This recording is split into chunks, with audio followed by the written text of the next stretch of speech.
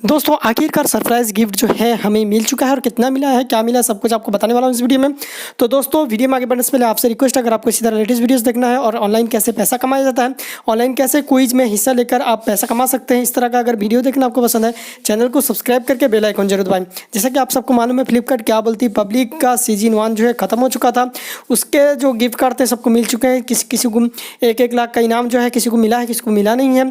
तो दोस्तों यहाँ पे जो सरप्राइज़ गिफ्ट रखा गया था टॉप 100 के लिए, तो वो गिफ्ट जो है आखिरकार मिल चुका है। कितना मिला है मैं आपको दिखा देता हूँ। गिफ्ट कार्ड अभी मेल आया है। तो दोस्तों गिफ्ट कार्ड का जो अमाउंट है वो 4000 रुपये का है। तो दोस्तों लेकिन दोस्तों यहाँ पे जो हम एक्सपेक्ट करते थे कि कुछ ज़्यादा मिला है, लेकिन यहाँ ज़्यादा नहीं मिला। लेकिन दोस्तों 4000 भी बहुत ज़्यादा होता है लोगों के लिए। तो दोस्तों अगर आपको इसी तरह लेटेस्ट वीडियोस देखना है, चैनल को सब्सक्राइब करके बेल आइकन दबाएं। हम आपके लिए इसी तरह लेटेस्ट वीडियोस लाते रहेंगे। और इसका सीजन 2 अगर आएगा तो कब आएगा, आपको इसके बारे में नोटिफिकेशन जरूर दिया जाएगा। Thanks for watching.